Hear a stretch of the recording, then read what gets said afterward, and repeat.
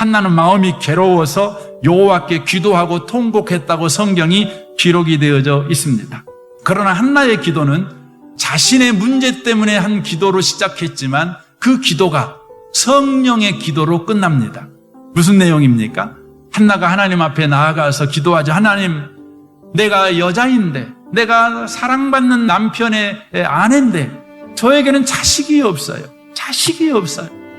너무 힘듭니다. 너무 괴롭습니다. 그때 하나님이 말합니다. 너 힘들지? 너 슬프지? 나도 힘들고 슬프다. 나도 힘들다. 왜 하나님이 힘드십니까? 하나님이 말씀합니다. 이 땅에 하나님의 말씀을 듣는 사람이 한 명도 없고요. 이 말을 더 쉽게 말하면 하나님의 자녀답게 살아가는 자가 한 명도 없다는 거예요.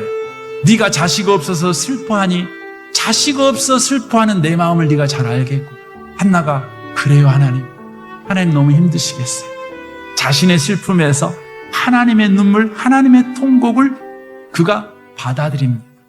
한나가 말하죠. 하나님, 그러면 하나님, 내게 자식이 없고 하나님에게는 하나님의 음성을 듣는 자가 없으니 내게 자식 하나 주시면 하나님의 음성을 듣는 거룩한 자로 키울게요. 하나님 앞에 내가 드릴게요. 한나의 기도 후에 한나의 모습이 어쩝니까? 사무엘상 1장 18절입니다. 이르되 당신의 여종이 당신께 은혜 입기를 원하나이다 하고 가서 먹고 얼굴에 다시는 근심빛이 없었더라. 그들이 아침에 일찍 일어나 여호와 앞에 경배하고 돌아가 라마의 자기 집에 이르니라. 엘가나가 그의 아내 한나와 동침하며 여호와께서 그를 생각하시니라. 한나는 기도한 이후에 근심빛이 없었습니다. 그리고 일상을 회복했습니다. 일상을 살아가는 것입니다. 저와 여러분은 기도하지요. 하지만 우리는 얼굴에 여전히 걱정이 많습니다. 근심이 많습니다. 응답이 없어서 근심이 많다고요? 아닙니다. 내 기도만 해서 그렇습니다. 성령의 기도가 우리 가운데 없었기 때문에 그렇습니다.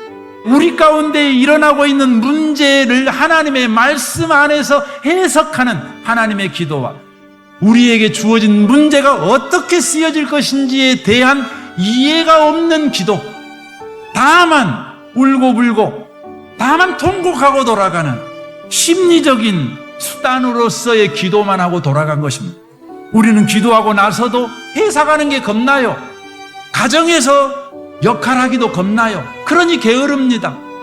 내가 문제를 만났는데, 내가 지금 힘드는데 내 일상을 내가 정상적으로 살아간다는 건 우스운 거야. 이해해. 상대방에게 그렇게 우리는 말하지요. 이해를 구하지요. 그런데 한나는 안 그랬어요. 한나는요, 일상을 회복했습니다. 아내의 자리로 돌아갔습니다. 그리고 그렇게 살았습니다. 저는 이 아침에 오신 복 있는 분들이 성령의 기도를 회복하시길 바랍니다. 그리하여서 여러분의 일상이 회복될 뿐만 아니라 여러분의 심령 속에 근심이 떠나고 기쁨이 회복되는 역사가 있으시기를 바랍니다. 사도행전 4장에 보면 그들은 성령의 기도를 합니다. 현재를 하나님의 말씀 안에서 이해하고 현재를 하나님이 어떻게 쓰실 것인가 이해하자. 그들의 기도는 한 단계로 나아갑니다. 사도행전 4장 29절입니다. 주여 이제도 그들의 이업함을 굽어보시옵고 또 종들로 하여금 담대히 하나님의 말씀을 전하게 하여 주시오며 손을 내밀어 병을 낫게 하시옵고 표적과 기사가 거룩한 종 예수의 이름으로 이루어지게 하옵소서라고 그들은 기도합니다. 무슨 기도를 하고 있는 것입니까? 그들의 기도의 핵심은 현실을 회피하거나 현실을 적으로 삼아 싸우는 데 필요한 은혜를 구하고 있는 기도를 하고 있는 것이 아닙니다. 현실 속에서 하나님이 일하시는 일에 동참하는 성도의 삶을 살아내는 은혜를 구하고 있는 것입니다. 하나님이 이 사건을 통해 이 일을 하실 것이다가 이해가 되니까 하나님, 우리도 하나님이 하시는 그 일에 참여하는 자가 되기를 원합니다. 하나님의 백성답게 하나님이 하신 일에 참여하는 자가 되도록 우리에게 은혜를 주십시오. 우리에게 능력을 주십시오. 우리에게 마음을 주십시오. 이렇게 하나님께 구했다는 것입니다.